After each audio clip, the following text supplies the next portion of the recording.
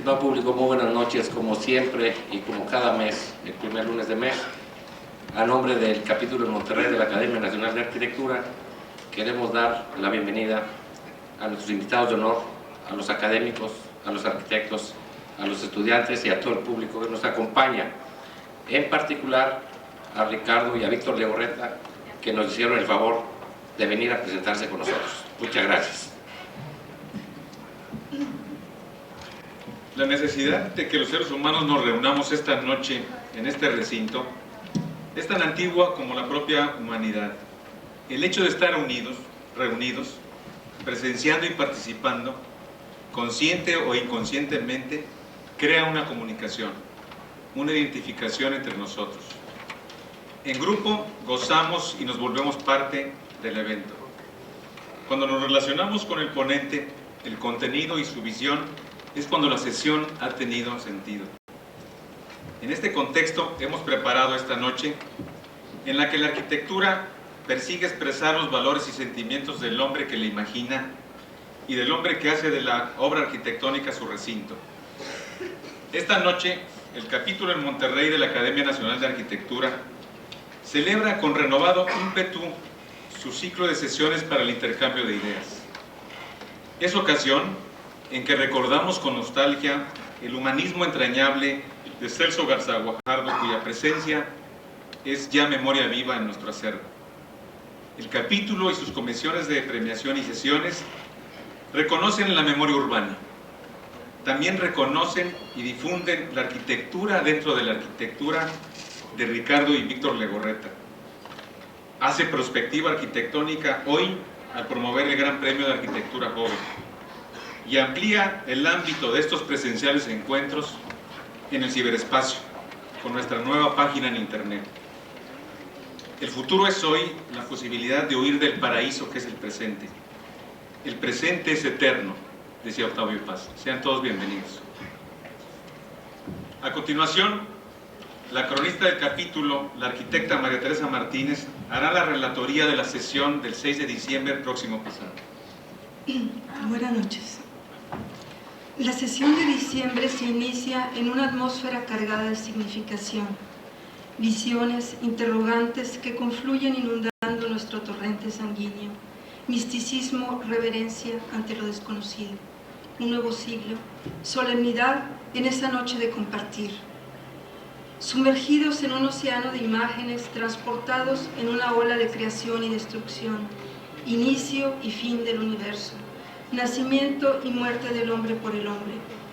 Nuestra sensibilidad estimulada, callado nuestro parloteo interno, momentos de silencio que dejaron atrás nuestra cotidianidad para vibrar al mismo tono que el mensaje en video preparado para esta celebración especial con gran entusiasmo por Luis Préstamo y Juan Carlos Pérez. Nuestros invitados para esta reflexión de fin de siglo nos acompañaron en un primer encuentro en la sesión de noviembre. Abraham Nuncio, sociólogo, Javier Moisén, crítico de arte, y Celso Guajardo, historiador y cronista, y esa noche un nuevo invitado, Óscar Bulnes, conocido en su larga trayectoria como arquitecto y presidente del capítulo de Monterrey y actual secretario de Desarrollo Urbano, preocupado por su responsabilidad como hacedor de ciudad. Una noche para una reflexión solemne de fin de siglo sobre la arquitectura y la ciudad de nuestro tiempo a través de otras disciplinas. Una noche en la que se habló con el corazón, conscientes de que las palabras quedarían en las piedras del siglo XX. Una reflexión es una entrega, una reflexión es una síntesis de sensibilidades. Así lo asentó Celso Guajardo y fijó las reglas del juego, poner las cartas sobre la mesa. El arquitecto Óscar Bulnes hace una exposición en una detallada cronología de la arquitectura a través de los siglos, del hombre a través de su comprensión de la vida, la expresión de la arquitectura de su tiempo, y redime de esta manera al siglo XX expresando que es un siglo de cambios y contrastes donde confluyen en una explosión de acciones extremas y contradictorias, formas y conceptos que rompen con el pasado. Lo nuevo, lo permanente es el cambio. La arquitectura como expresión total del hombre, el hombre que puede volar y transforma en realidad los sueños del siglo XV. La arquitectura expresa y canta el desarrollo cultural de la humanidad, asienta al final. Para el arquitecto Bulnes, el proyecto primordial del siglo XXI es la recuperación del medio ambiente, el patrimonio natural, el equilibrio ecológico, la preservación del planeta y los ecosistemas. Nos hace parte del trabajo que llama subterráneo, que se ha llevado a cabo en la Secretaría desde el inicio de esta administración. Un trabajo de fondo de planeación, con la aprobación de la Ley de Desarrollo Urbano, el Plan de Desarrollo Estatal y el Plan Metropolitano. Estamos sentando así las bases para nuestro desarrollo tenga sustentabilidad. A continuación nos muestra un audiovisual donde se resumen los objetivos y beneficios de la redelimitación del Parque Cumbres, revalorización, zonificación del diseño de un programa de manejo, lo que conduce a la Secretaría de Desarrollo Urbano a retomar su vocación inicial, la planeación. La carencia de foros como este se hizo patente, así lo mencionó Javier Moisén. Cuestionar al secretario de Desarrollo Urbano en un foro académico con toda libertad es muy saludable. Ante los cuestionamientos de Javier Martínez Argáiz sobre una aplicación de la ley unilateral, sobre la legitimidad o no de los basureros tóxicos, ¿por qué tenemos que importar desechos? Y la aprobación o no del polémico desarrollo llamado Valle de los Reyes. Políticos en la ecología y la ecología en política. Dice Argáiz, ¿nos van a aplicar una ley para la vida o para la muerte de la ciudad? Bulnes externó la no fácil labor de la Secretaría para anular una aprobación de la administración precedente en el caso de Valle de los Reyes, y se logró. Existe una labor de los medios en contra y esta administración afirmó que no sobornaría a la prensa. ¿Por qué no lo celebramos masivamente cuando esto sucedió? ¿Festejar en las calles? ¿Por qué no fuimos convocados a una oración ecológica? Comenta con cierto humor Abraham Nuncio. El regiomontano es pragmático, afirma Barragán. Si hay un beneficio, no importa si hay daño. Yo creo que eso se llama de otra manera. Para Nuncio, no existe sintonía entre el sentir de la gente y los gobernantes. Y mencionó su propuesta que, aunque sonara fuerte, la dijo, es convocar a un verdadero pacto social. Y suavizó diciendo que convocar un compromiso. La ciudad, tan eterna como el agua y el aire de Borges, está aún bien lejos. Celso Garza Guajardo intervino poco esa noche. Fuimos estimulados, dijo, con la solemnidad de fin de siglo. Una búsqueda de nuevos caminos para el mismo camino. Un esfuerzo de realizarse es compartir e integrar la unidad de la vida del hombre, de la existencia. Habrá que hacer memoria de toda la ciudad, de su espíritu. Saber pedir perdón por los errores. ¿Cómo nos verán en el siglo XXII a los que destruimos este mundo en provecho del hombre económico y no del hombre humanitario, social y del homo de la vida?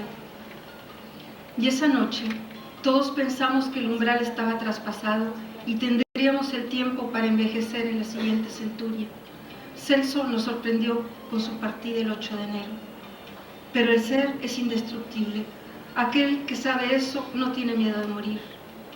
En el Bhagavad Gita dice, las armas no lo cortan, el fuego no lo quema, el agua no lo moja, el viento no lo seca. A este ser no se le puede cortar, quemar, mojar, secar. Es eterno, todo penetrante, estable, antiguo, inmutable. Celso seguramente sabía esto. Es todo.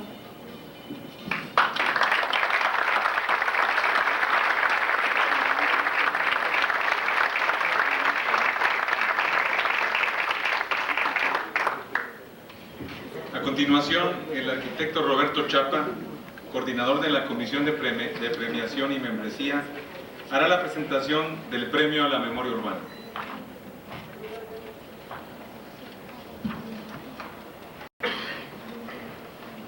Señor presidente del Capítulo Monterrey, distinguidos conferenciantes e invitados, señoras y señores. El Capítulo Monterrey de la Academia Nacional de Arquitectura establece a partir del año 1998 el Premio a la Memoria de la Ciudad, determinando que sería otorgado a las obras arquitectónicas de más de 50 años de antigüedad que hubieran sido adecuadamente conservadas, restauradas o adaptadas a sus nuevas funciones para la preservación del patrimonio histórico que pudieran representar. Dicha premiación incluiría el barrio Antiguo, el barrio Nejayote y el barrio de Tenerías, todos ubicados en el centro de la ciudad de Monterrey. En el año 1999 se agregó una nueva zona urbana a este estudio, la colonia Quinta El Mirador, una de las más antiguas de la ciudad. En el primer conjunto, genéricamente llamado barrio Antiguo, se han observado 30 manzanas aproximadamente, integradas por 900 casas y otros tipos de construcciones. Se ha estimado que un 30% de estas obras tienen calidad histórica y un 80% de las 10 manzanas que integran el barrio Antiguo en particular tienen suficiente calidad para procurar su preservación. La Comisión de Premiación y Membresía del Capítulo Monterrey ha efectuado este estudio que ha preseleccionado las obras ganadoras en las dos categorías, mejor conservadas y mejor adaptadas, distinguiendo también, si es el caso, la labor de los vecinos y residentes a favor de estas causas. La información se ha obtenido mediante entrevistas a propietarios, ocupantes actuales, vecinos, bibliografía histórica, conocedores de la historia del lugar, etc., pero sobre todo por la experiencia directa.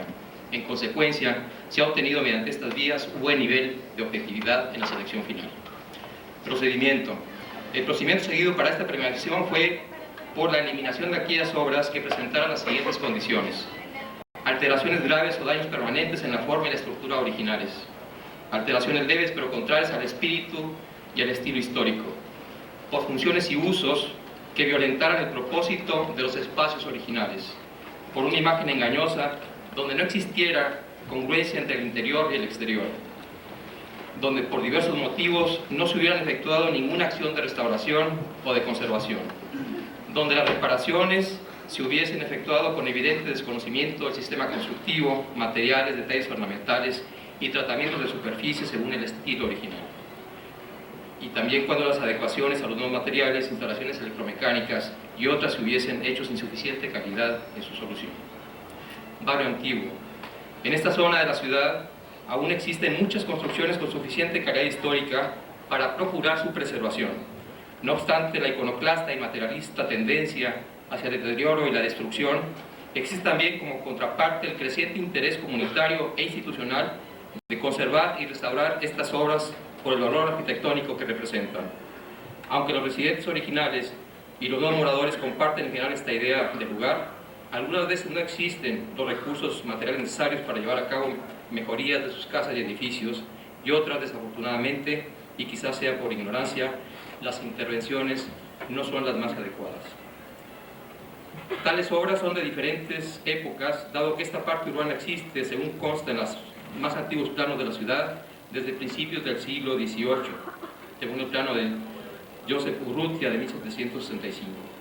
Así se han conservado todavía en uso construcciones de este siglo, como la llamada Casa del Campesino, originalmente Casa del Gobernador, hospital, cuartel, albergue y ahora Museo de Artes Populares, cita en mina entre Abasolo y Padre Jardón.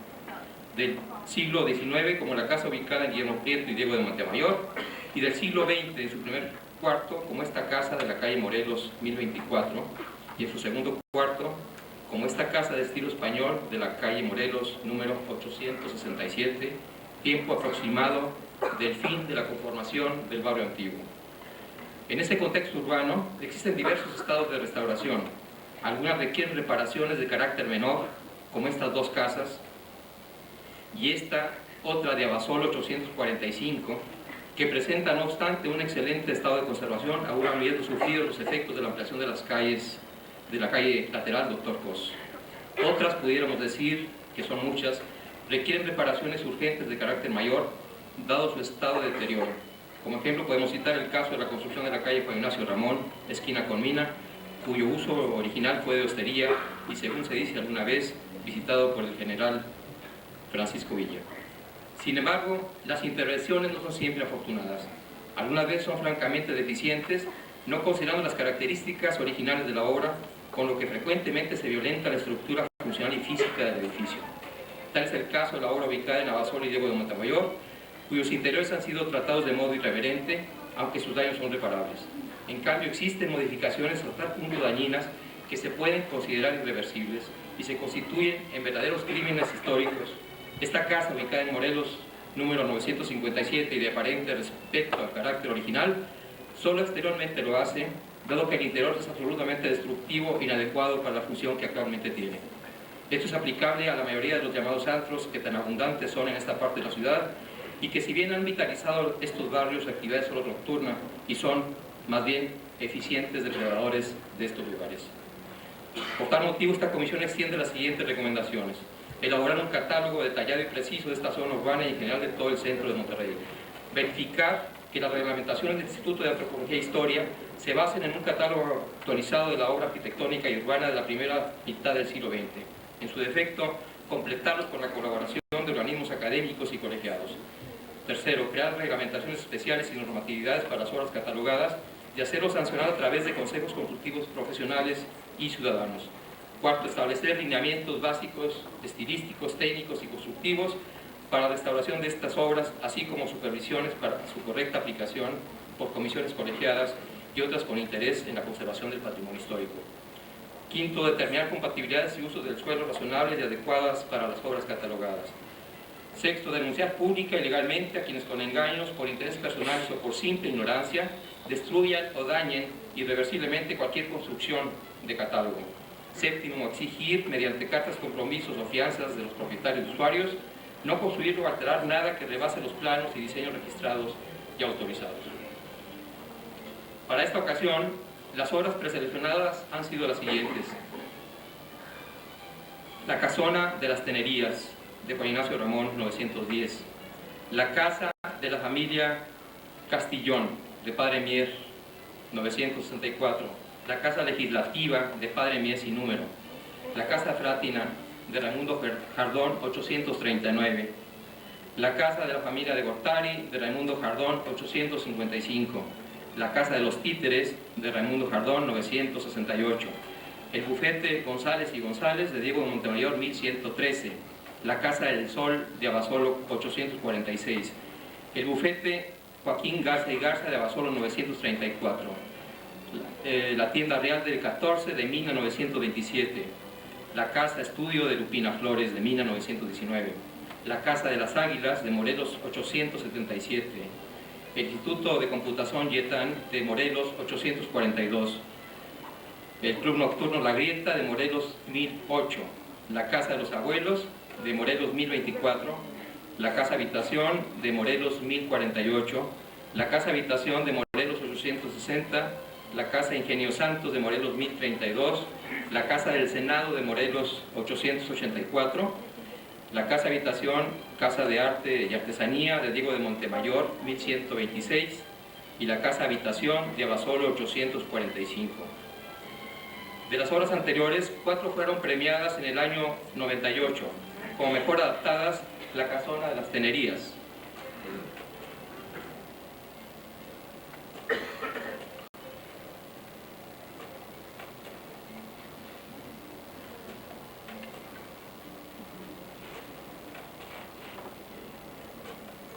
Y con mejor conservada, pero también adaptada, la Casa del Senado.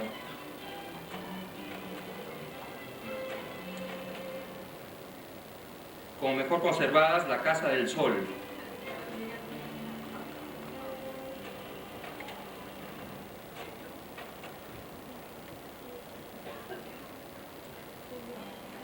Y también la llamada Casa de los Abuelos.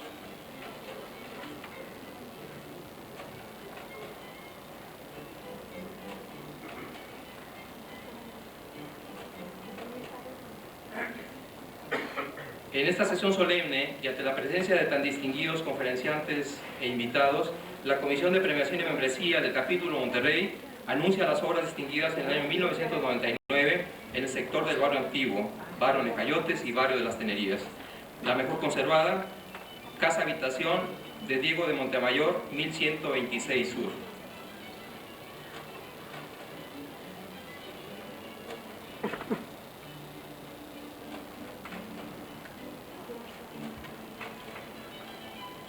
Y como mejor adaptada, la Casa Estudio de Mina 919 Norte.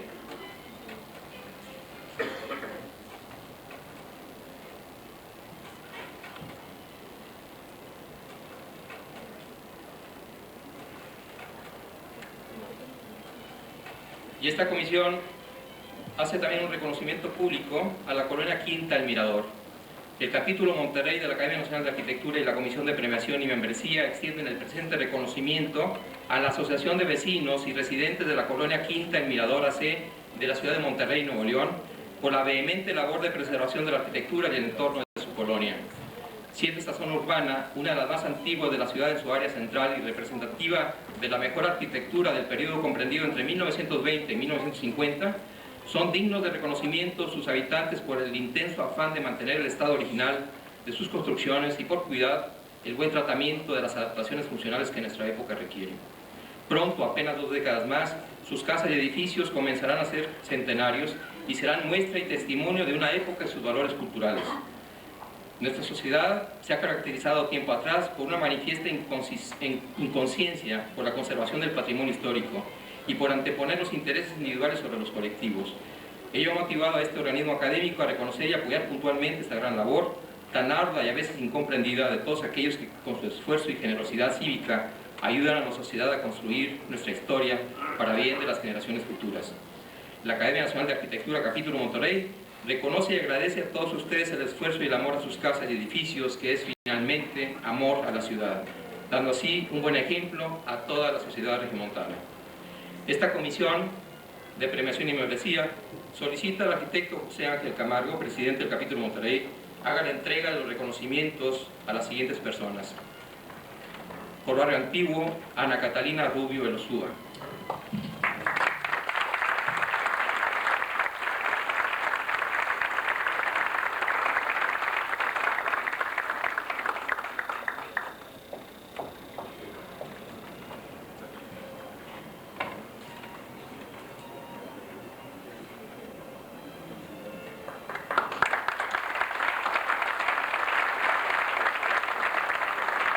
También por Barrio Antiguo, Lupina Flores.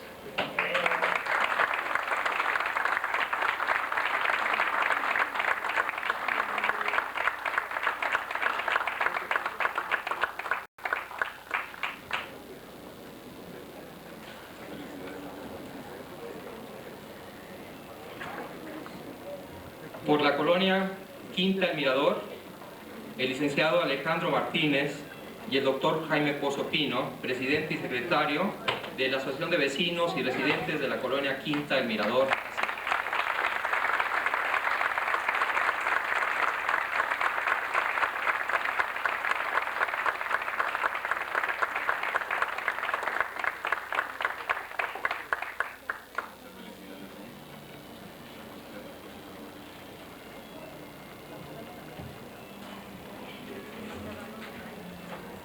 A continuación pedimos al arquitecto Juan Carlos Pérez,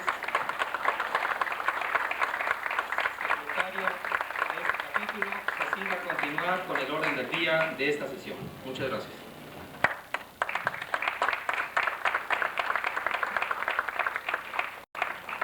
Muchas gracias, Roberto. Hoy la Tierra gira igual que ayer alrededor del Sol. Lo que cambia hoy no es el tiempo ni la historia. Lo que cambia es el hombre, que tiene la capacidad de inventarse diversos estilos de vida y diversas maneras de ser. Hoy el reto es de carácter cultural y filosófico, en la conservación y respeto a la identidad cultural de cada pueblo dentro de la civilización global. La identidad histórica de un pueblo se recrea frecuentemente en la observación del fenómeno arquitectónico. La arquitectura de Legorreta Arquitectos es, en su continuo, un reflejo de esa identidad. Arquitectura íntima y emotiva con dimensión humana. Ricardo Legorreta ha dicho: no creo en la edad calculada en años.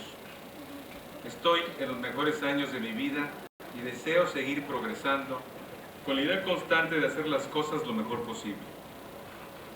Estamos intentando ser más libres en cuanto a ideas, tener auténtica libertad de creación, pensamiento y acción. No discutimos porque él está abierto al aprendizaje y yo estoy abierto al cambio. Ricardo Legorreta es medalla de oro del año 2000 del Instituto Americano de Arquitectos en Washington, Estados Unidos. Además, medalla de oro de la Unión Internacional de Arquitectos en Beijing, China, en junio de 1999.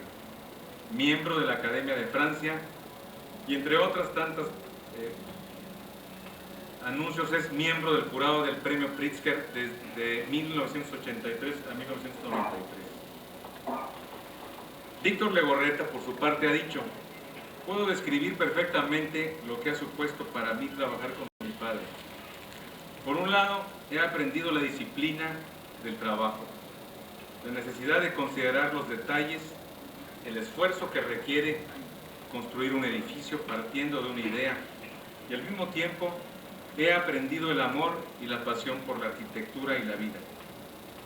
Víctor Legorreta es graduado por la Universidad Iberoamericana de México en 1990. Ha trabajado en veranos en el despacho de Fumihiko Maki en Japón, con Martorell Bohigas y Mackey en Barcelona, con Leeson Pomeroy en California. Ha dictado conferencias y para nosotros es un gusto tener con nosotros a Ricardo y Víctor Legorreta.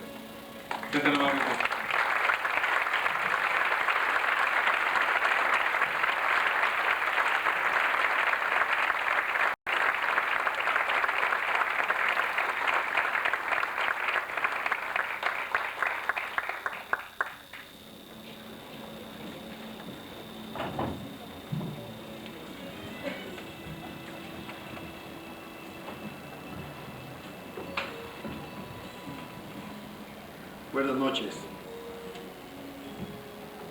Venimos con mucho gusto y mucha honra de estar con ustedes, no a pontificar, ni a presentar, ni a presumir. Venimos a conversar con ustedes. Venimos a presentar qué es para un padre, qué es para un hijo trabajar juntos. Mostrarles algunas de las últimas obras que hemos hecho y posteriormente responder a todas las preguntas o comentarios que ustedes tengan. Nos estamos volviendo regiomontanos. El viernes pasado, gracias a el TEC, Eduardo Padilla en particular, participamos en la universidad virtual que me dejó profundamente emocionado, la posibilidad de compartir, de convivir con toda Latinoamérica. Hago una pequeña referencia al premio que mencionaba Juan Carlos, porque no es un premio para mí, es un premio para este país. Y me da mucho gusto que en estos momentos se reconozca a un país como México. Pensamos que es interesante también nuestra relación con Monterrey. Estamos haciendo ahora aquí y ahora nos invitan ustedes, así es que pues ya vamos a ir buscando una casa para rentar. ¿Qué pensamos que les podríamos platicar?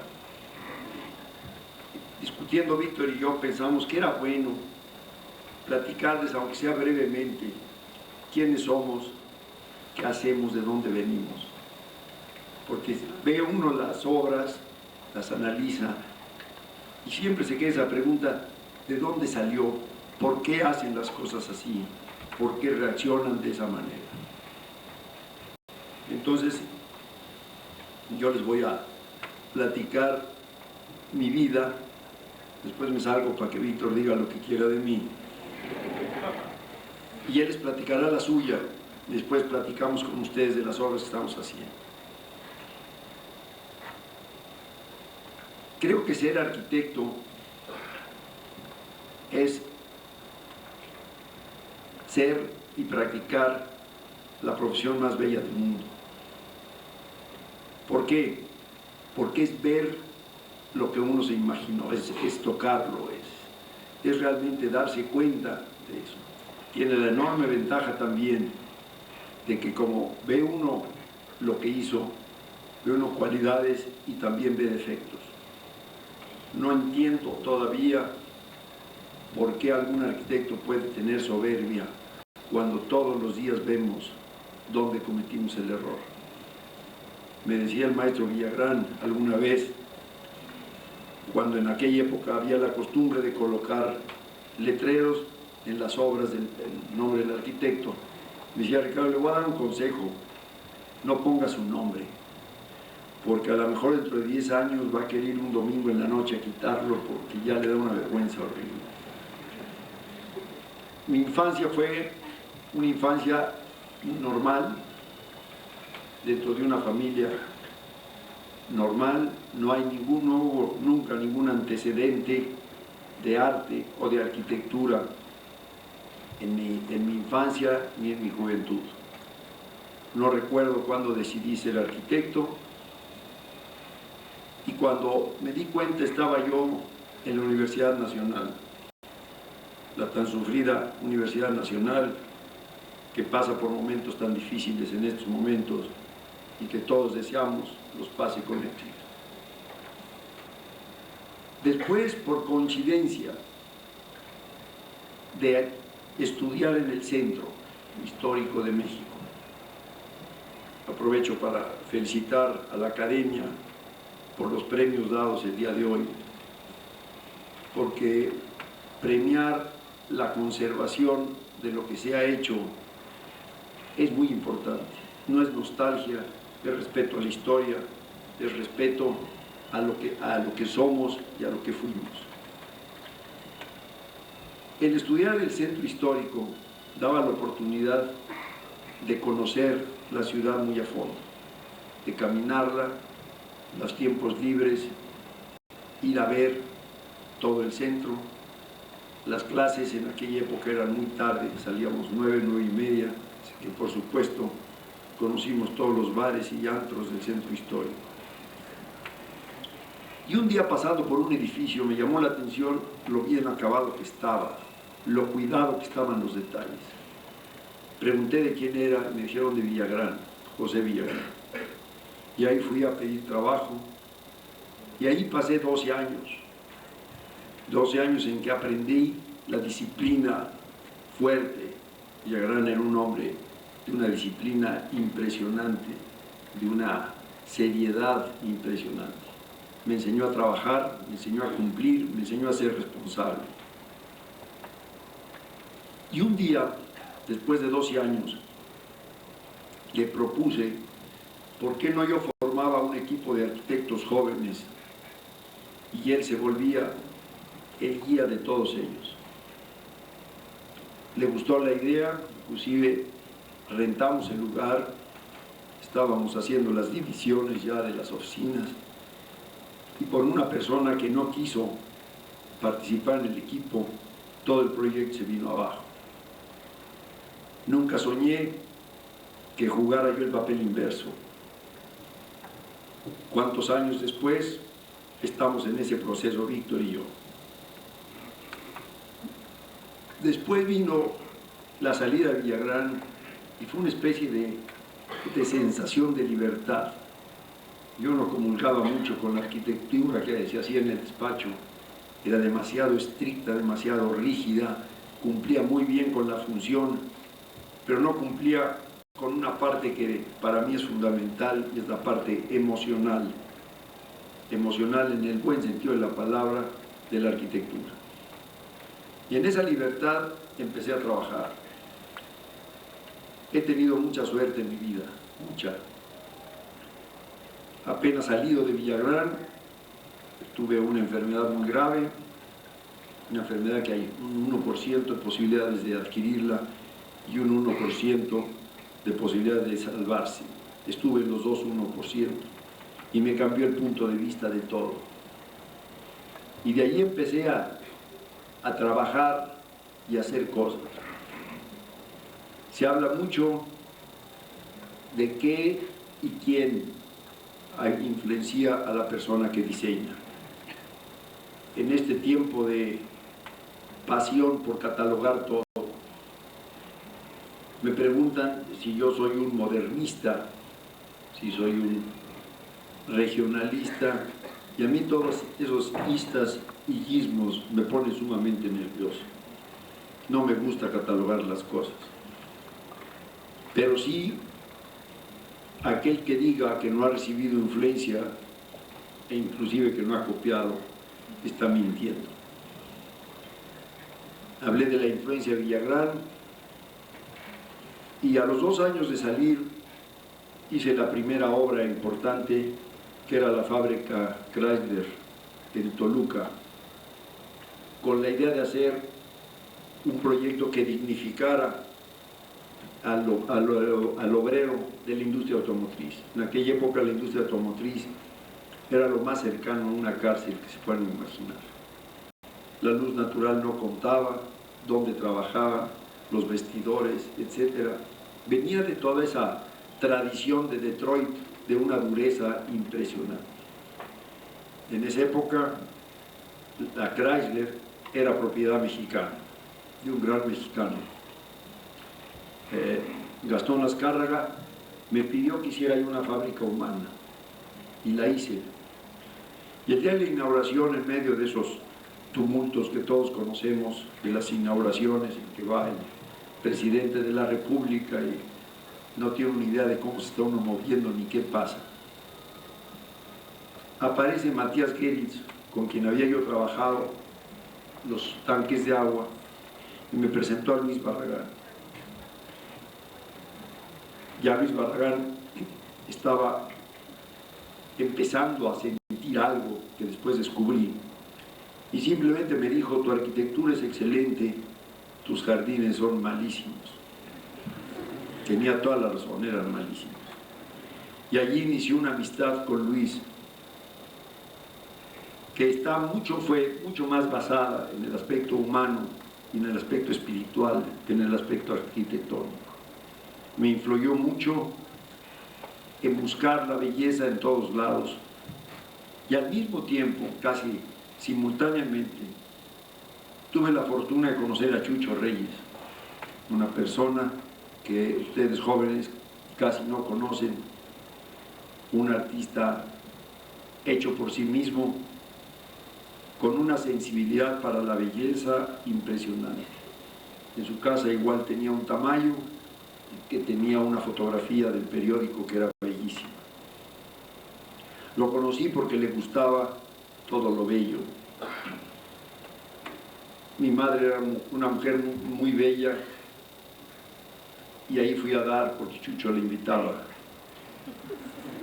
Y me encontré con un hombre extraordinario, un hombre que yo no conozco la historia muy bien, a Chucho y después a Luis, creo que los conocí un poco tarde, pero creo que Chucho fue quien nos enseñó mucho el uso del color, el entender lo mexicano. Tenía un sentido del humor increíble y hacía gala de él, hacía bromas con Luis Barragán, hacía bromas con Matías y nos enseñaba cómo usar el color. Todavía recuerdo en aquella época muy triste en que Matías Geritz y Luis Barragán rompieron una amistad maravillosa por el crédito de las torres de satélite. Y en una noche Chucho Reyes me dijo: ¿sabes quién proyectó las torres? Me dijo: yo. Yo fui el que los mandé a San Gimignano para que las vieran y se las copiaran. Todas esas cosas me enseñaron a mí mucho.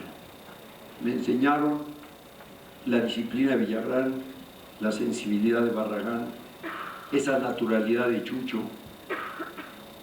Y lo fui absorbiendo en una combinación que me ha ayudado muchísimo en la vida. Mi padre fue un amante de México empedernido. Me llevó por todo México y ahí empecé a descubrir lo maravilloso de este país. Y ahí fue donde se forjó, con la enfermedad, etcétera, una filosofía de amar las raíces, que en este momento es tema de discusión inacabable. ¿Qué cosa es raíz? ¿Qué cosa es globalización? ¿Qué cosa es estar al día? ¿Qué cosa es modernidad? Yo creo que es importante meditar un poco sobre eso. Todos hemos pasado por la edad de la punzada, de los 14 a 16 años, que es cuando todos hemos vuelto locos a nuestros padres. Alguna ocasión que le comenté a mi mamá que yo no había tenido la edad de la punzada, me dijo: fuiste el peor de todos. Pero hay una segunda que no todos los presentes han llegado. Llega por ahí de los 50, 55 años. Esa es la segunda edad de la punzada. Es la edad en que ya más o menos sabe uno la capacidad propia, más o menos conoce uno su actividad, su profesión o su oficio. Empiezan a irse esas cualidades o condiciones en que ya no corre uno tan aprisa como antes, en que los hijos le empiezan a ganar uno al tenis 6-1 y 6-0, y empieza esa meditación de esa edad en que dice: ¿qué hago? Y a mí me pasó. Y llegué, me puse enfrente de mí mismo y pensé: ¿qué hago? Más o menos tengo un cierto prestigio, puedo seguir adelante y vivir de él, y me puedo seguir con eso, y como dice el dicho popular, ahí la llevo. Y la otra es retarse y cuestionarse. Siempre he tenido la convicción de lo que mencionaba Juan Carlos: no hay edad. Por ahí un tío mío decía una cosa muy bonita que decía: ¿sabes quién es viejo? El que tiene 10 años más del que está hablando. La primera vez que Víctor fue a una fiesta, le pregunté: oye Víctor, ¿cómo estuvo la fiesta? Dice: no papá, eran puras viejas. Oh, pero ya viejas, si son de la edad de mis hermanas. O sea que eso es viejo. Y siempre he tenido esa preocupación basado en ese entusiasmo que yo veía en Chucho Reyes, ese entusiasmo que veía yo en Villagrán, en mi padre, todo. Y no me gustaba la idea de decir, bueno, aquí dejo todo y voy a vivir de lo que estamos haciendo. Y eso, en un momento dado, coincidió con que Víctor quería ser arquitecto. Todo el mundo lo aconsejó que no lo fuera. Vio directores, vio amigos, vio familiares, todos le decían, no seas bárbaro, no seas arquitecto, es una profesión muy difícil. Y además tienes el riesgo de ser como tu papá. No te metas en eso. Por ahí no sé de cuántas generaciones, pero tenemos sangre vasca, lo dice el apellido. Y pues, como buen terco que es, decidió ser arquitecto. Y siendo ya amigos, nunca vi un trabajo de Víctor en toda su carrera. Vivíamos juntos, jugábamos tenis todas las semanas, platicábamos todas las noches y nunca me enseñó un solo proyecto.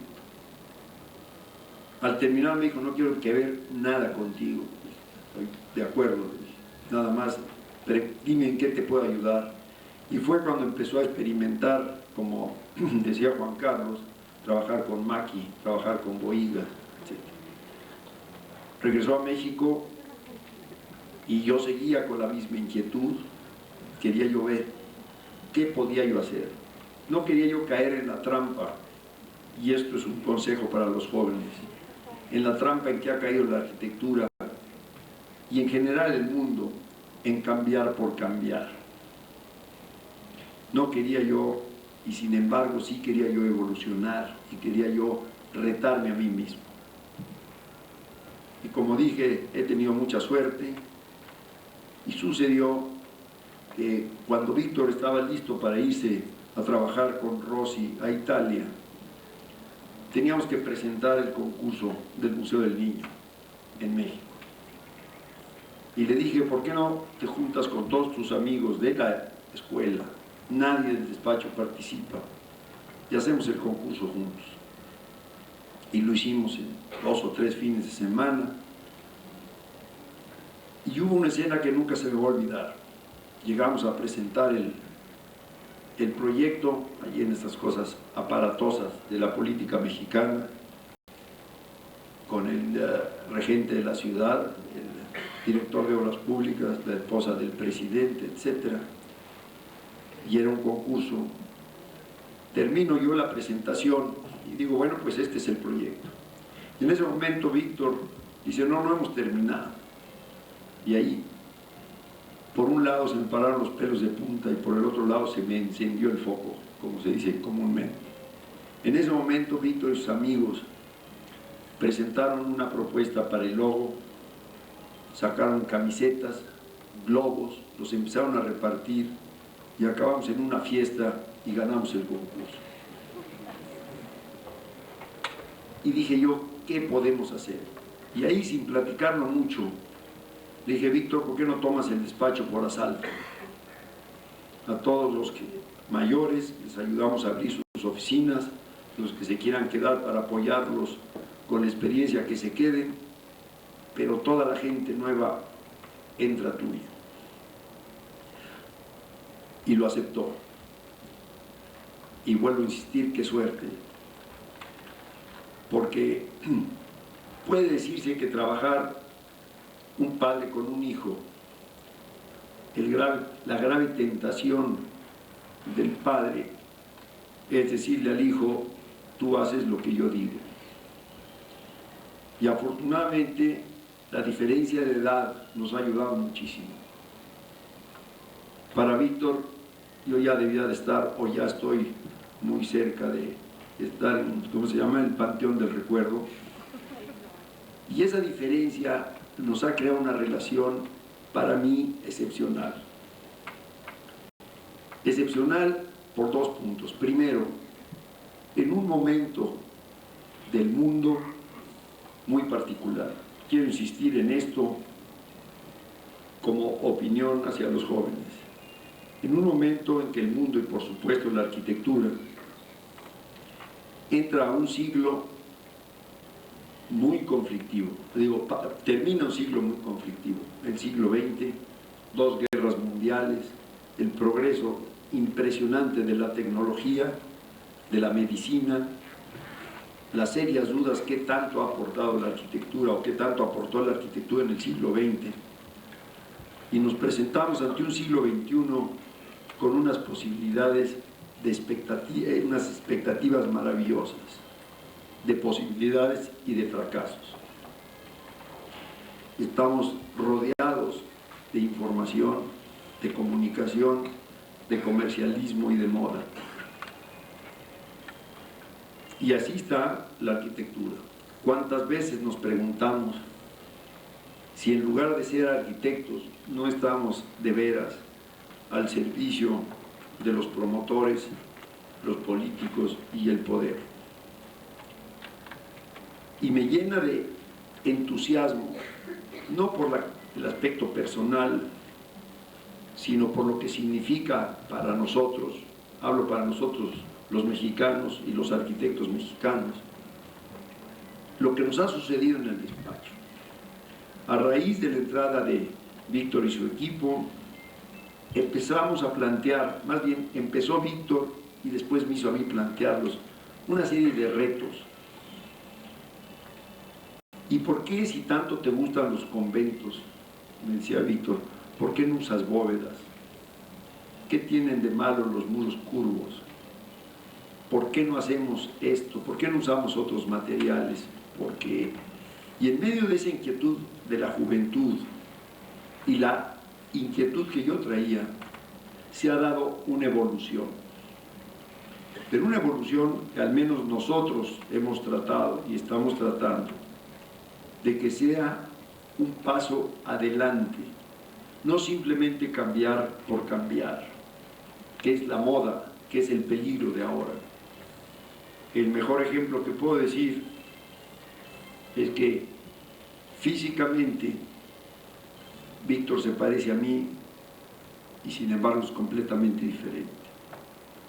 Es un paso adelante, es una evolución y no es un cambio nada más porque sí. Y digo que me llena, la segunda razón por la que me llena de entusiasmo es el reconocimiento que hemos recibido en el despacho. Y esto lo vengo aquí a comentar como amigo, no vengo a hablar de reconocimientos. Pero hay una cosa muy interesante a meditar.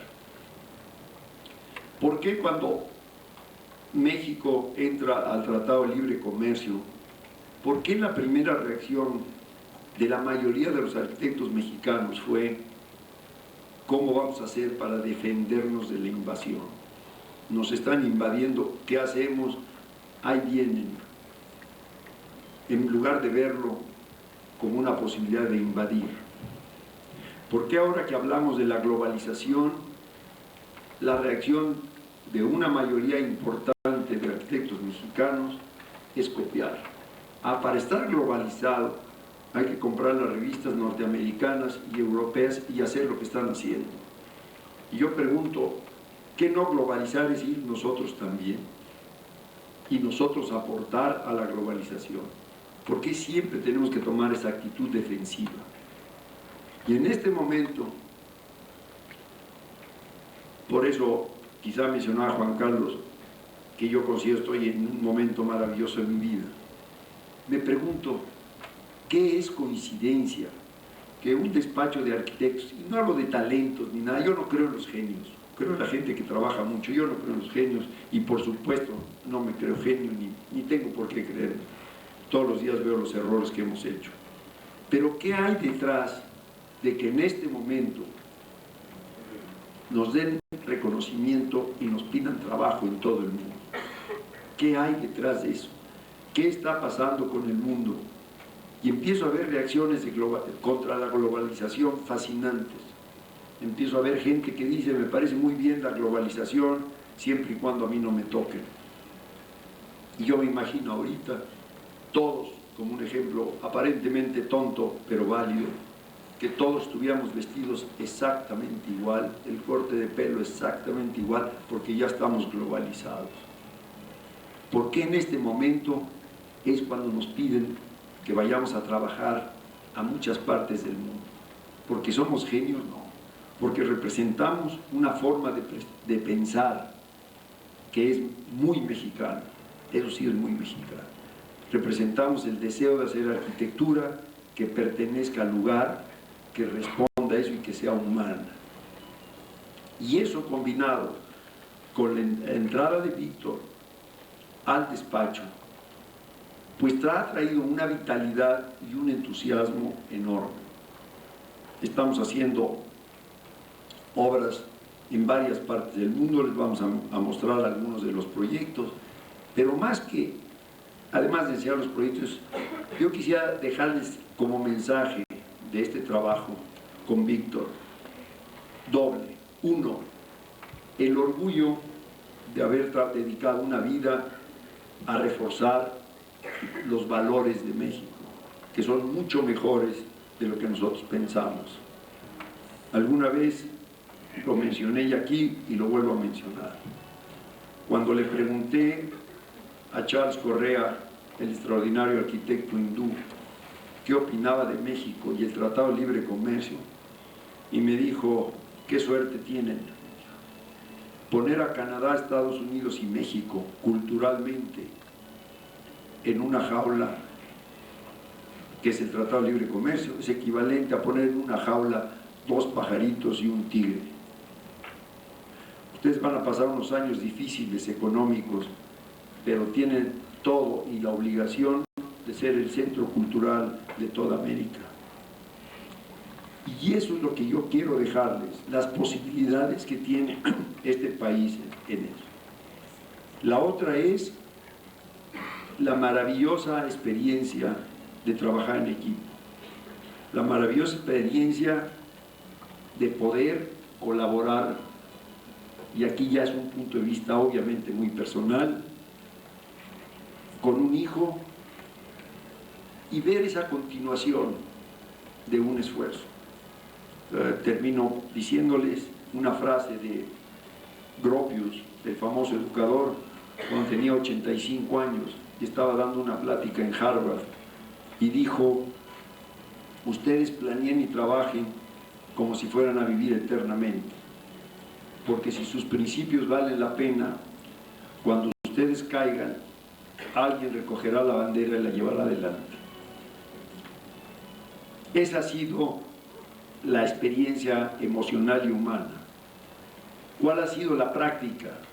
La práctica es que Víctor y yo vemos todos los proyectos juntos. Hay una ley por allí no escrita, un convenio que nunca lo hemos hablado, y es que nada sale del despacho si no lo aprueba o Víctor o yo, y no tomamos ninguna decisión si no estamos de acuerdo los dos. Eso todos los días le doy gracias a Dios. El tener esa comunicación, esa química, esa amistad, es bellísimo. Y ese ha sido lo que pensé yo, podría yo transmitirles, independientemente de lo que Víctor les platique. No nos pusimos de acuerdo intencionalmente en qué íbamos a decir cada quien. Entonces, pues le cedo aquí los trastos a Víctor para que les platique un poco de su vida.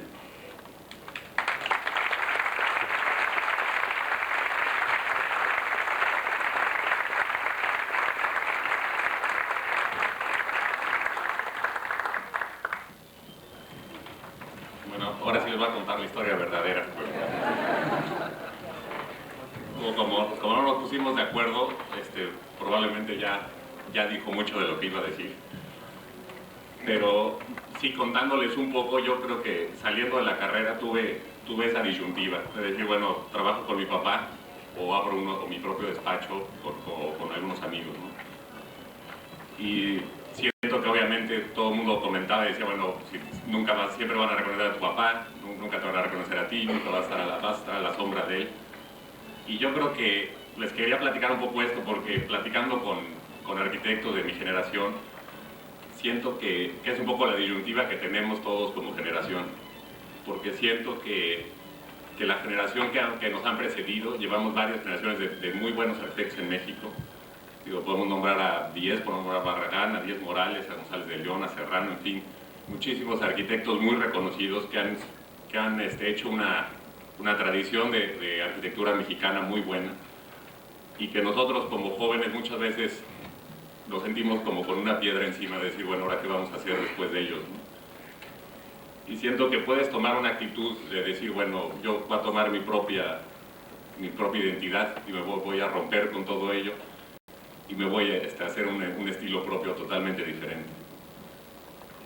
Siento que cuando rompes totalmente, al menos en mi caso, te quedas como vacío, no sabes por dónde ir, y normalmente acabas copiando modelos extranjeros de lo que se está haciendo en otros lados del mundo, sobre todo con ese bombardeo de información que comentaba mi papá, que cada vez es mayor, y que aparte pues es información que viene de las obras que están haciendo en países desarrollados, en Europa, en Estados Unidos, en Japón, porque pues, la información sobre otros países es muy escasa, ¿no? Y yo creo que, reforzando lo que contaba mi papá del éxito que ha tenido el despacho, yo creo que es muy importante que nosotros sigamos buscando una arquitectura mexicana, una arquitectura que tenga las raíces en México. Y siento que pues, es la única forma de realmente lograr eso es buscar una continuidad con la tradición de arquitectura que ha habido en México. Hay una frase de Newton que dice que él no podía haber hecho todas las aportaciones que hizo a la ciencia si no hubiera estado parado en los hombros de gigantes como Descartes y Galileo. Y yo creo que eso es lo mismo que nos puede pasar a nosotros como arquitectos en México. Entonces yo creo que nosotros tenemos muchísimo más fuerza, podemos llegar muchísimo más lejos si realmente logramos una arquitectura mexicana. Para esto yo creo que es importante, muy importante que conozcamos nuestras raíces, que conozcamos obviamente la arquitectura prehispánica y colonial de México, pero también toda la tradición de la arquitectura moderna del siglo XX en México. Que la tratemos de conocer, que la tratemos de entender lo más que se pueda.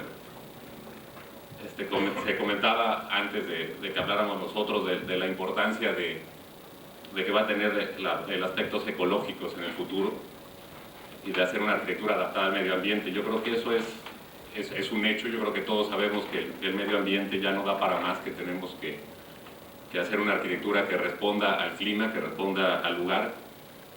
Estamos todos, sufrimos las ciudades que hemos construido y siento que es también una necesidad hacer mejores ciudades, no tanto mejores edificios.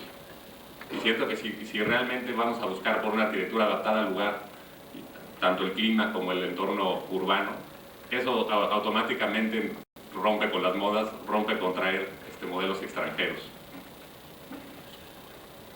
Por otro lado, no creo que debemos de copiar los estilos que han hecho todos estos grandes arquitectos mexicanos. Siento que más que copiar los estilos, lo que nosotros debemos de tratar de sacar de ellos es los valores que están propios de nuestra cultura.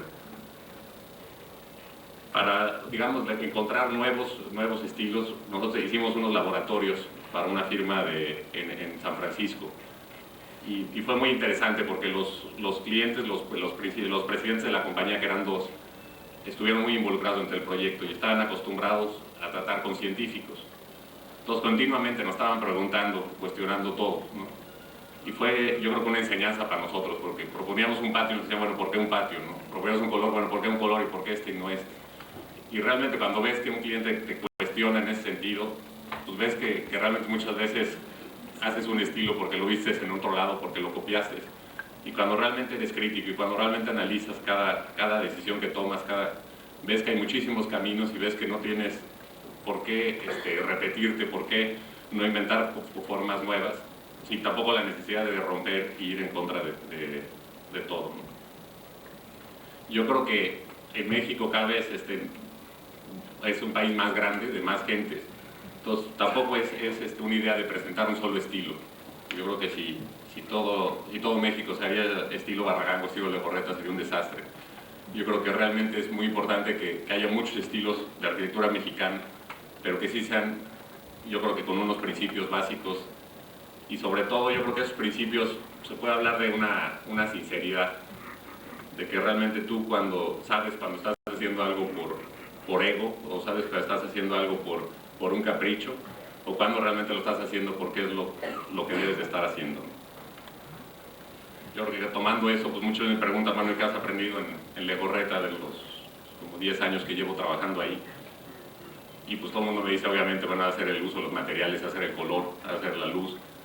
Y como les puedo decir, yo creo que lo que más he aprendido son esos esos valores de cómo ser buen arquitecto. Yo he aprendido que hay un gran amor por la profesión, que, por supuesto de mi papá, pero también del arquitecto Castro, de todos los que han trabajado ahí, lo pueden confirmar. Y ese amor significa trabajar con muchísima pasión en todo lo que hagas. Y que no tengas una finalidad, que tu única finalidad sea pues, o volverte rico, o volverte famoso, o un objetivo, sino más que nada en un objetivo de tratar de hacer el trabajo lo mejor que puedes. También un trabajo por México. Yo creo que eso es el amor por México, me lo han contagiado completamente. Y siento que cuando tienes realmente esos mismos valores, que es muy fácil decirlos, pero es muy difícil tenerlos, que siento que muy seguramente nos falta mucho. Pero realmente cuando tienes esos mismos objetivos, pues el trabajar en equipo, como decía mi papá, lo único que tiene es ventajas, ¿no? Y me refiero a trabajar en equipo pues, dentro de la oficina entre nosotros, o con arquitectos fuera de la oficina, con ingenieros, con los mismos clientes. Siento que es cuando realmente vas a tomar las mejores ideas de todos lados y cuando el ego y el quién hizo qué se pasa a segundo término. Entonces, queríamos enseñarles algunas de las obras, nos quisimos traer más las últimas obras que no han sido, pues, que no aparecen en los libros o que pueden conocer menos, para enseñarles más o menos lo que hemos hecho en los últimos años.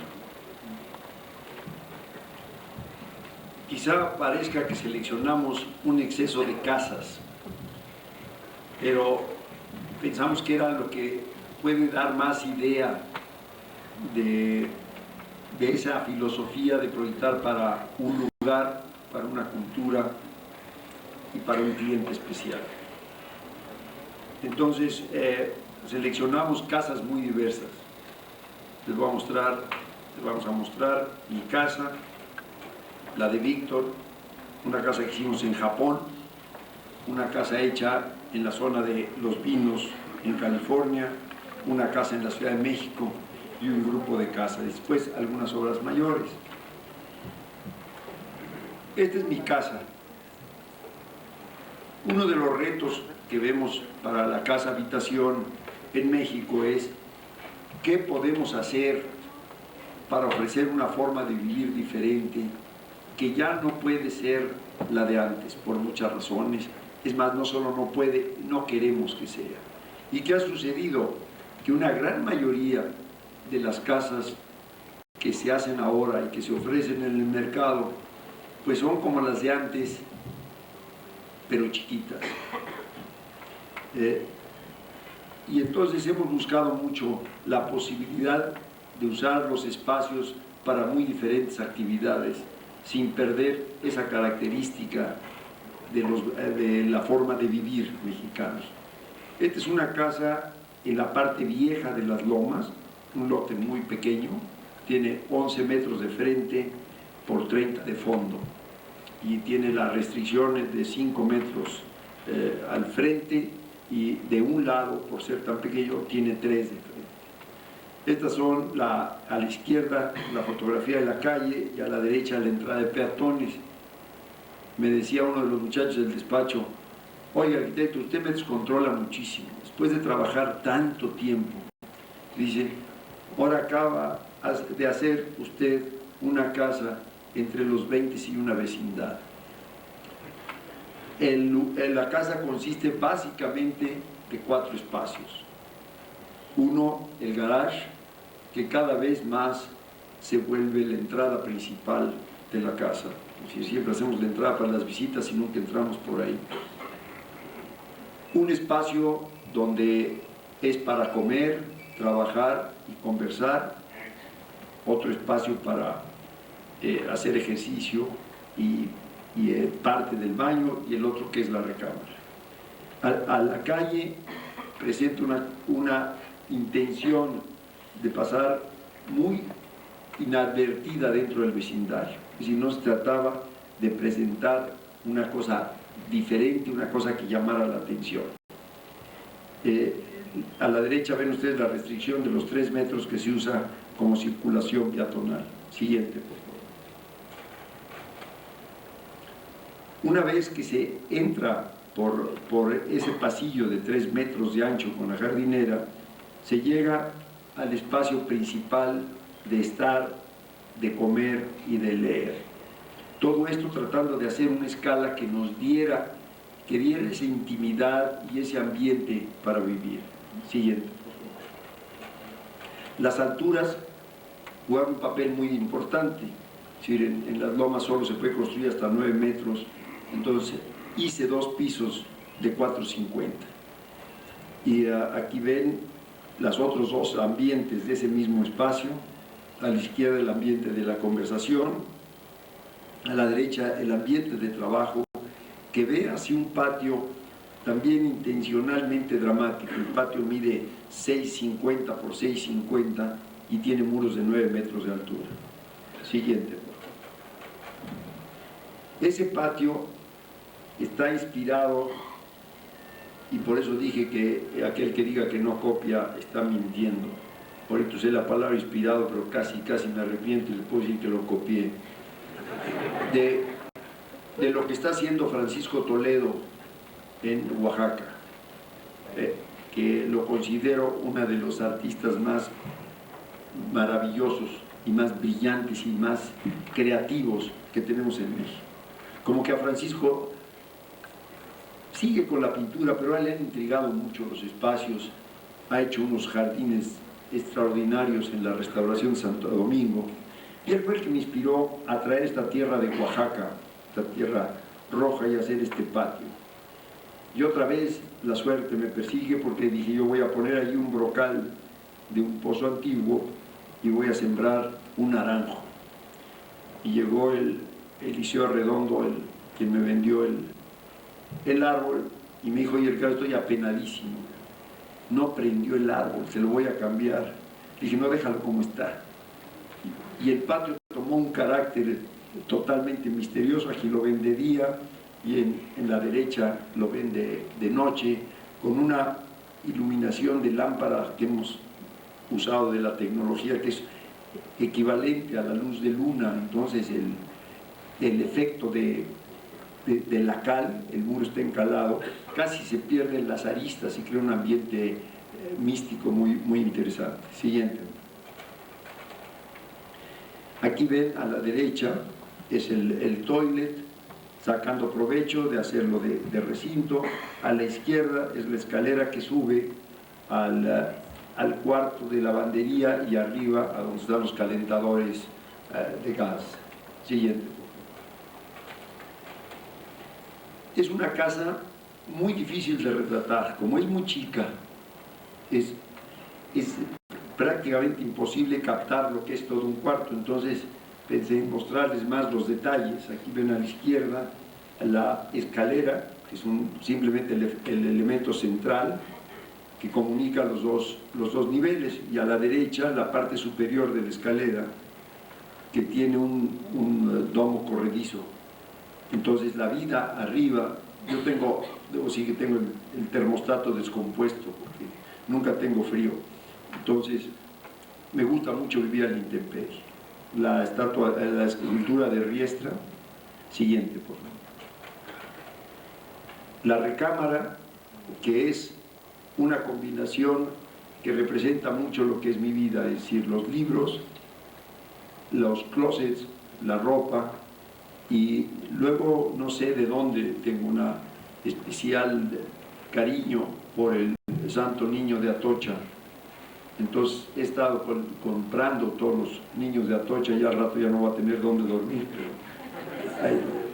Siguiente, por favor. Esta es la parte que me inspiró la casa. El vecino, esta calle, se distingue, y ojalá las lomas se hubieran conservado así, porque tienen unas jacarandas maravillosas.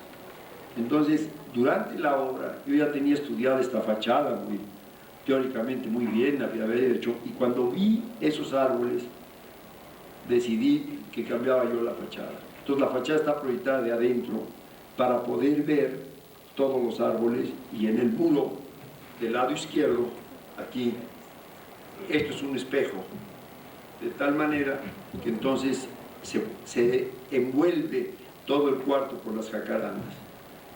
Esos bloques de mármol que ven en la fotografía son unos bloques macizos, los cuales los labramos para generar el lavabo, y al nivel de ese bloque está una alberca que yo creía que no iba a servir, pero sí sirve, que es para nadar contra la corriente. Siguiente. Aquí la ven, un truco muy adecuado para alguien de mi edad es que nado tratando de alcanzar a la muchacha y por supuesto nunca la alcanzo. Ven aquí el domo corrido y la posibilidad de esa sensación de apertura y de luz y de esa liga con las jacarandas que, aunque dura 2 meses, pero le queda uno el recuerdo para todo el año. Siguiente. Este es del otro lado, está la tina y la regadera, y luego una cosa que cada vez nos intriga más y que es un riesgo muy interesante, son los espejos. Es decir, el espejo está en el límite de la cursilería, está en el límite de la irrealidad, en el límite de cambiar las proporciones. Y cada vez nos intriga más esas posibilidades. Entonces aquí ven el espejo de la regadera, cómo puede otra vez reflejar las jacarandas y convertirlas en el tema de ese espacio. Siguiente, por favor. Aquí le paso entonces la casa de Víctor. Bueno, no sé si algunos de los de aquí hayan tenido la experiencia de hacerse su casa, pero es yo creo que los trabajos más difíciles. Les puedo asegurar que cuando mi papá estaba construyendo la suya fue medio tiempo al despacho durante 1 año. Pero yo me construí mi casa. Afortunadamente fue en la época de crisis, todo la tuve que hacer muy rápido porque me subían los materiales y no tuve tanto tiempo para cambiar. Pero sí tenía un poco la obsesión de no hacer una cosa demasiado complicada o de hacer algo que me aburriera, digamos, y que fuera a vivir con ella todo el tiempo. Entonces, el terreno es un terreno en barranca, entonces que da hacia el norte. Entonces la idea es entrar por un patio central y echar la casa hacia enfrente para que tuviera la luz del sur.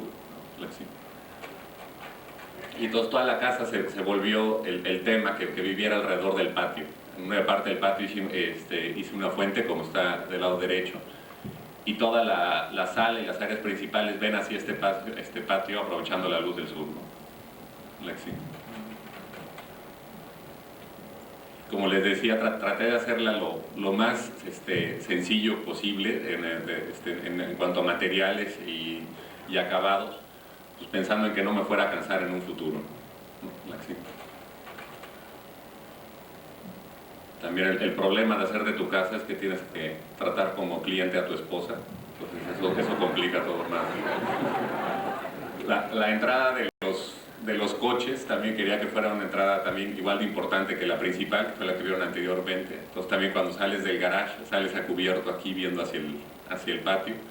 Y la idea es que en el patio comes y vives completamente todo el día ahí, ¿no? Y luego tenía mucho también la idea de no hacer una sala formal y una biblioteca y un antecomedor y un comedor, sino hacer espacios que realmente se usaran. Entonces la sala sirve para todo, sirve como biblioteca, tienes la televisión, el sonido, aquí no se ve, pero aquí tienes un lugar para trabajar en la computadora. Entonces realmente es un espacio que se usa todo el tiempo, como más cerca, digamos, de un estudio más que una sala. Y la idea es que sea todo un mismo cuarto. El comedor nada más lo divide un muro bajo, y esta es la parte de la entrada que también siempre estás viendo hacia el patio, ¿no? Entonces, como ven, la parte del comedor sí ya tiene la vista hacia la barranca y nada más está dividido por un muro bajo de todo el gran salón que vieron en el otro lado, ¿no? Y luego con la idea de tratar de hacer cada cuarto diferente, ¿no? Entonces toda la cocina fue la idea también de copiar una de las cocinas de Puebla. Entonces este diseño es un diseño de un azulejo colonial poblano, y de hacer una reminiscencia de las bóvedas en la cocina. Y luego, por ejemplo, todo el lavabo, la idea de hacerlo de cantera, de una sola pieza, ¿no? Que yo creo que todo este tipo de cosas son los beneficios que tenemos de hacer cosas artesanales en México que cada vez vale más la pena usar. Es la parte de la recámara principal que, como les decía, la idea es tratar de hacerlo con los más mínimos así, elementos que se pueda para que no me fuera a cansar en el futuro. Entonces está muy sencilla, nada más con toda la vista hacia la barranca. Y de la recámara principal tienes estos sillones, digamos que son como un nicho, en donde tienes la vista hacia el norte, que es muy amplia toda la vista, pero como les decía, era frío. También en la parte del lavabo, que siempre tienes el conflicto de poner el lavabo con la vista, pero no sabes cómo poner el espejo. Entonces la idea fue poner el espejo como flotando en el vidrio. Así. Una experiencia impresionante. Un día recibimos una carta de un japonés dueño de una escuela de música muy importante, tiene cerca de 6,000 alumnos. Y decía la carta: quisiera que diseñaran para mí la casa de visitas de la escuela. Me gusta mucho su trabajo, lo he estudiado, el terreno está a la orilla del mar, esto está como a 2 horas de Tokio, y ponía una frase tremenda que decía: no es necesario tomar en consideración la cultura japonesa. O sea, el Señor nos estaba pidiendo prácticamente trasplantar una arquitectura mexicana a Japón. Y con esa actitud vimos el terreno y tratamos de integrarnos lo más posible en escala, en ambiente, a la zona. El resultado parece una broma la frase, seguramente les va a dar risa, pero tiene mucho que ver en esta problemática de cómo hacemos para trabajar en un lugar que no es tu país. ¿Cuál es el reto? ¿Trasplantas lo que haces o te adaptas? No puede uno aprender la cultura de un país en 2 meses. El día en que fuimos a la inauguración, el señor, que es de una cortesía y de una forma de ver la vida completamente diferente a nosotros, tuvo 2 cosas. Primero, bueno, les platico la anécdota después. Se acerca a nosotros y la íbamos recorriendo Víctor y yo, y le digo: oye, esta nos salió muy japonesa. Y me dice: Víctor, cara, yo estaba pensando lo mismo. No sé qué es, porque aparentemente es la misma arquitectura, pero está muy japonés. Y en ese momento llega el dueño y dice: jamás he visto una casa más mexicana que esta. Entonces, se logró eso, no sé qué es, quizá tenga que ver con esa obsesión impresionante de los japoneses por el perfeccionismo. Todos ustedes saben la experiencia de cómo envuelven un regalo, Aquí teníamos de supervisor de la contratista un muchacho de unos 30, 35 años, con una obsesión por el acabado perfecto, porque las cosas quedaran, que los aplanados tomaron otro valor. Y los aplanados tomaron el valor de ese perfeccionismo de las aristas, de más, inclusive hasta cambiamos la textura, etc. Aquí ven ustedes la casa hacia el mar. Esta es una casa colindante, es un terreno al frente, no tiene realmente ninguna conexión con el mar física, pero sí visual. Y entra uno en el nivel superior, de tal manera que localizamos en el nivel superior el acceso, las 2 recámaras y el espacio de recepción, que es de doble altura, básicamente.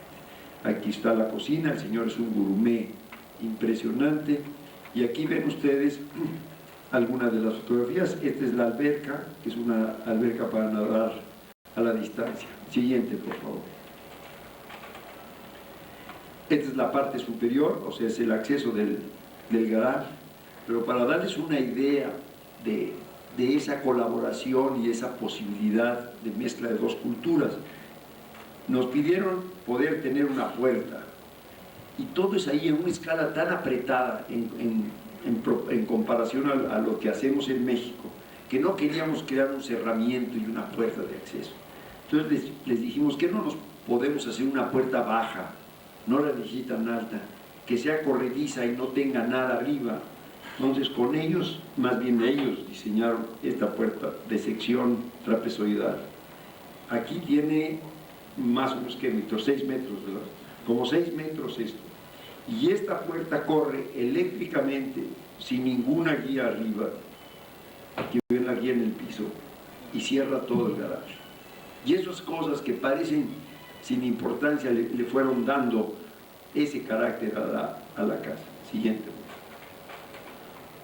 Aquí la ven, la relación con el mar nos interesaba muchísimo. Aquí ya se ve en toda su dimensión la alberca, una terraza, y aprovechamos los cambios de nivel para crear esta serie de plataformas de tal manera que en esta terraza él puede llevar a cabo conciertos y la gente sienta los escalones.